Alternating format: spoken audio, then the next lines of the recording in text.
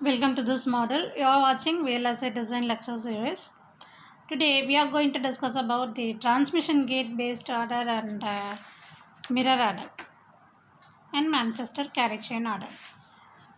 A full ladder can be designed to use multiplexers and XORs. While this is impractical in a complementary CMOS implementation, it becomes attractive when the multiplexers and XORs are implemented as transmission gates.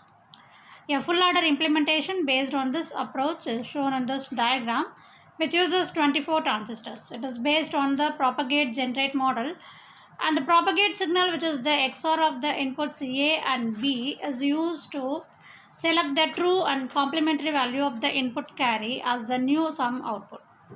Based on the propagate signal, the output carry is either set to the input carry or either one of the inputs A or B.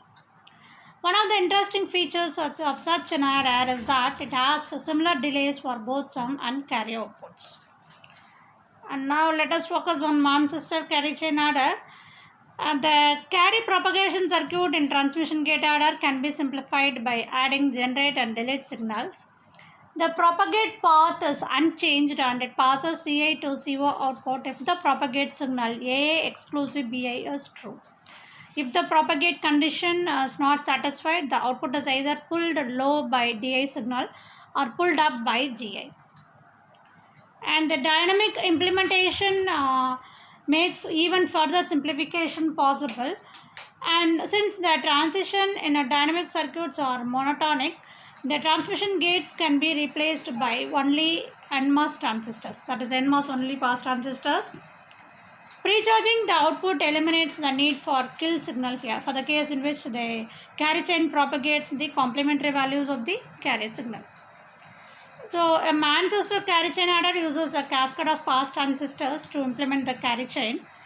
As an example, based on the dynamic circuit version, you can see this carry chain adder. During the pre-charge value phi is equal to 0, all intermediate nodes of the pass transistor carry chain are pre-charged to VDD. And during evaluation, the AK node is discharged when there is an incoming carry and the propagate signal PK is high, or when the generate signal for the stage K is high.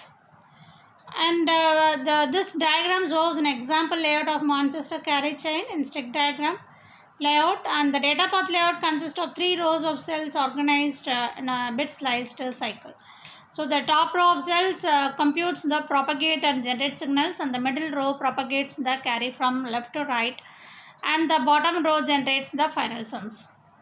So the worst case delay of the carry chain in the adder is modeled by the linearized RC network, and the propagation delay of such a network is given by Tp is equal to 0.69 into sigma I is equal to 1 to n Ci into sigma j is equal to 1 to I Rj. That is equal to 0.69 into n plus 1 by 2 into Rc, where all Ci is equal to C and Ri is equal to R. And increasing the transistor width reduces this time constant, but it also uploads the gates in the previous stage. Therefore, the transistor size is limited by the input loading capacitance.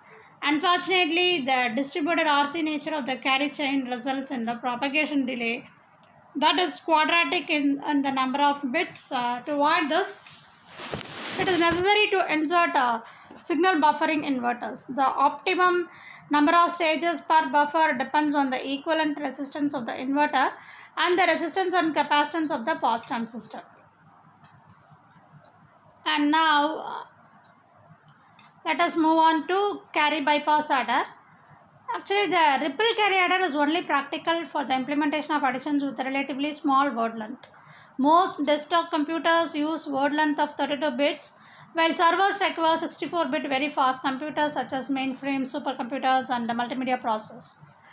And which requires the word length up to 128 bits. The linear dependence of the adder speed on the number of bits makes the usage of ripple adders rather impractical. Logical optimization are therefore necessary, resulting in adders with TP less than O. We concentrate on circuit design implementation since most of the structures are well known from the traditional logic design literature. The first one is carry bypass adder. First consider a 4-bit adder which is shown here, and suppose the values of AK and BK are such that the all propagate signal PK are high. An incoming carry Ci, 0 is equal to 1 propagates under those conditions through the complete adder circuits and causes an outgoing carry C0, 3 is equal to 1. In other words, you can say that BP is equal to P0, P1, P2, P3 is equal to 1. That is, if P0, P1, P2, P3 is equal to 1, then C0, 3 is equal to Ci, 0, else either delete or generate occurred. So the incoming carry is forwarded immediately to the next block through the bypass transistor MB if BP is equal to 1, and hence the name carry bypass adder or carry skip adder. If this is not the case, the carry is obtained by the way of the normal route.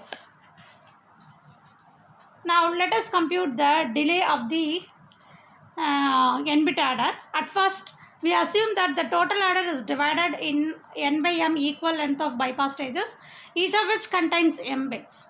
An approximating expression for the total propagation time can be derived as Tp is equal to T setup plus Mt carry plus n by m minus 1 into T bypass plus m minus 1 into T carry plus T sum. So with the composing parameters, T setup is the fixed overhead time to create the generate and propagate signals, and T carry is the propagation delay through a single bit. The worst case carry propagation delay through single stage of m bits is approximately m times larger, and T bypass is the propagation delay through the bypass multiplexer of single stage, and T sum is the time to generate the sum of the final stage. The critical path is the gray and the black diagram. It is gray in the block diagram. It follows that Tp is still linear in the number of bits n, since in the worst case the carry is generated at the first bit positions, ripples through the first block and skips around the bypass stages and is consumed at the last bit positions without generating the output carry. The optimal number of bits per skip block is determined by the technological parameters such as an extra delay of the bypass selecting multiplexers and the buffering requirements in the carry chain and the ratio of the delay through the ripple and bypass paths. Although still linear, the slope of the delay function increases in a more gradual fashion than for the ripple carry adder. So this difference is substantial for larger adders, and you can notice that the ripple adder is actually faster or smaller values of n, for which the overhead of the extra bypass multiplexer makes the bypass structure now interesting. And the crossover point depends upon the technology consideration and is normally situated between 4 or 8 bits. So next let us move on to carry select adder, and which is to optimize the design, it is essential to locate the critical timing path first. So consider the case 16-bit linear carry select adder. So to simplify the discussion, we assume that the full adder and multiplexer cells have identical propagation delay equal to the normalized value of 1.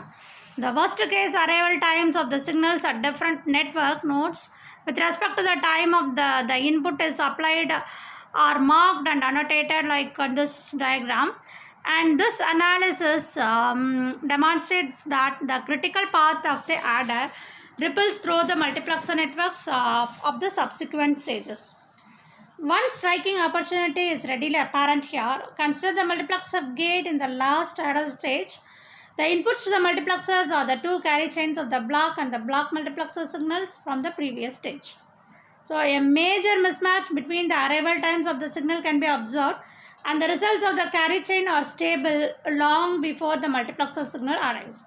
It makes sense to equalize the delay through the both paths, and this can be achieved by progressively adding more bits to the subsequent stages in the adder, requiring more time for the generation of the carry signals.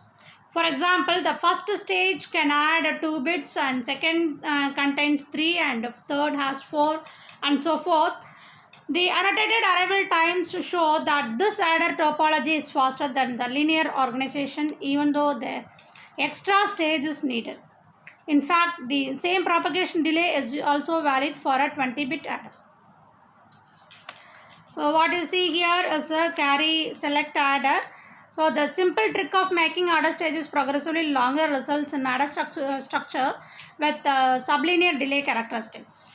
So by analytically assuming that n-bit adder contains p stages and the first stage adds to m bits, and additional bit is added to the each subsequent stages. So you can say that the following relation then holds: n is equal to m plus 1 plus m plus 2 plus m plus 3 plus so on up to m plus p minus 1. Therefore, that will be equal to mp plus p into p minus 1 by 2, which is equal to p squared by 2 plus p into m minus 1 by 2.